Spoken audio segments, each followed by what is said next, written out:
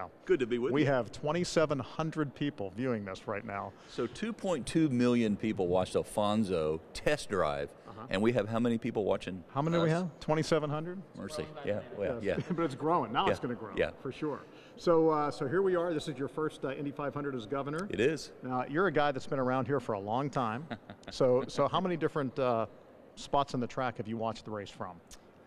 Just about every spot. I've people wander Indiana. I've wandered the racetrack throughout my time, and I have a good buddy that's in racing and president of the Penske racing team, and so I've watched it, and we've been out to the drags in Brownsburg and out to this racetrack as well. So I'm a veteran. Now, you're a man of a certain age, so you probably remember the old snake pit. I do indeed. You have any stories you want to share? Well, that's a blurry time, but yeah, the snake pit was fun. But the glamping that occurs now, and that's fun too, and all the concerts, the energy and the electricity—it's just second to nowhere else in the world. And that's the exciting part as well, is that the world is watching, and they're glued to Indiana, and they're gonna really be treated to a good race.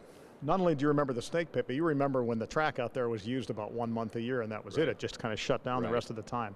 What does it mean to Indiana and to our image to have that being a year-round venue now and being used for so many different things?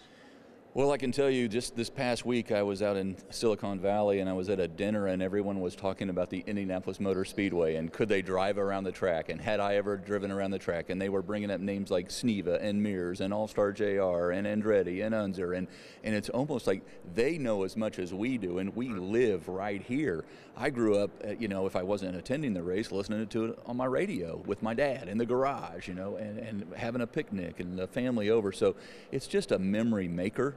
But it goes far beyond our state border. It goes out to the world, and now with social media, we're literally watching millions of people plug in to watch their favorite son hopefully win this most challenging of all races. Now, I know you weren't the man in charge when this happened, but a few years ago, the state legislature threw a little money toward the Speedway to make some improvements. Some of those improvements have been made. Some are still on the drawing board. What do you think it means to the track to have that little boost from the state? Well, I think it's been a difference maker, and most importantly for the fans, and it's continuing to make the fan experience a better one. And it was always a special place and unique in the world, but now it's making it easier to follow, and that's what it's all about, and that's what you see all the competitions, whether it's football or basketball or hurling. It's all about the fan experience and being immersed in the whole event, and with the improvements that are occurring and coming online and still coming online, it is taken the greatest spectacle in racing and just put it on steroids. Yeah, it's an amazing asset out there, and sure, there's an investment involved in security and other things. And speaking of security, are you comfortable with the security plan out there given recent events around the world? Well, it's not our first race, and it's always been a secure event, and it will be again this year. There'll be uniform and non-uniform personnel, making sure that the fan experience is one that they'll never forget. Okay, you've been around long enough. You have a base of knowledge here. I have to ask you who you want to win, who you think is going to win. Now, don't tell me that. I just hope everybody has a safe phrase, because that's what politicians always say. So we'll assume that you feel that way. So let's say, who do you think is going to win? Who do you want to win? Well, I'm rooting for Joseph Newgarden, because my friend Tim Cindric, who is calling that driver.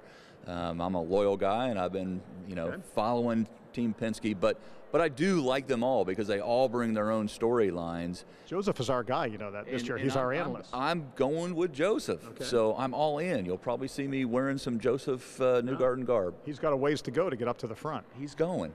Do you think he's going to win, and you want him to win? Look, here's the deal. If you're at the end of the race, if you're in the top 5, you got a shot to win this thing, and I'm telling you, Joseph is going to move up consistently throughout the day, and he's going to bring it home.